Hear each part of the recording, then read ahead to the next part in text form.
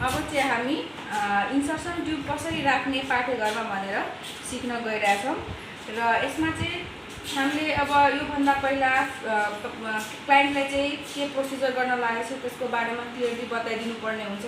Comfortable पोजिसनमा राख्नुपर्ने हुन्छ अनि ब्लाडर चाहिँ एम्प्टी गरेर राख्न हुनुपर्ने हुन्छ। त्यसपछि चाहिँ हामी उहाँलाई फिजिकल एक्जामिनेसन गर्छौँ जुनमा चाहिँ युजुअली हामी एनेमिया र सुप्रा प्युबिक टेन्डरनेस छ कि छैन भनेर हेर्छौँ र त्यसपछि हामीले बाई म्यानुअल एक्जामिनेसन गर्छौँ जसमा चाहिँ हाम्रो युटेराइनको साइज कुन पोजिसनमा छ केही एब्नर्मलिटी छ कि छैन भनेर हेर्छौँ र स्पेकुलम एक्जामिनेसन गरिसकेपछि चाहिँ अब हामी इन्सर्सन गर्न लागिरहेको छौँ। त्यसमा चाहिँ अब हामीले सबैभन्दा पहिला अब जस्तो यो हाम्रो एउटा युटेरसको मोडल जस्तो देखाएको छ। यसमा चाहिँ हामीले अब स्पेकुलम लिएर युटेरसको ओसमा चाहिँ 10 to 12 पोजिसनमा चाहिँ हामीले क्ल्याम्प गर्नुपर्ने हुन्छ भेल्सेलमले र त्यसपछि चाहिँ हामी इन्सर्सन ट्युब जुन हामीले कपरटी लोड गराएको छौँ त्यो चाहिँ हामी छिराउँछौँ।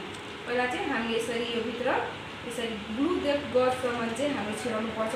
हामीले अघि नै युटेराइन साइज नापिसकेको थियो त्यो जुन चाहिँ हाम्रो कति थियो त 7 थियो। 7मा चाहिँ हामीले 7 सेन्टिमिटर फिट गरेर त्यसमा छिराइसकेका छौँ।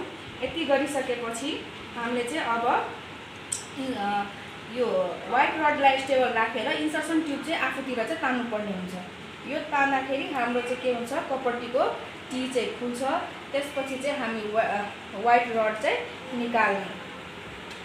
व्हाइट रड निकालिसकेपछि अब हामी के गर्ने भने जुन हाम्रो ब्लू डेप्थ गज छ त्यसलाई चाहिँ फेरि यो इन्सर्सन ट्युबलाई चाहिँ ओसतिर चाहिँ हामीले लानुपर्ने हुन्छ। यति लगिसकेपछि चाहिँ अब हामी यो इन्सर्सन ट्युब चाहिँ बाहिरपट्टि तान्छौँ। तानिसकेपछि अब यो यहाँ सबै छैन भाइ अब चाहिँ हामीले थ्रेड भएको चाहिँ ओसदेखि 3 to 4 सेन्टिमिटर चाहिँ काट्नुपर्ने हुन्छ। यो चाहिँ यसमा अब हाम्रो यहाँ थ्रेडै सानो भएको हुनाले चाहिँ हामीले त्यो गरेको हो। त्यसपछि यो काटिसकेपछि हामीले इन्सर्सन ट्युब चाहिँ निकाल्नु पर्ने हुन्छ।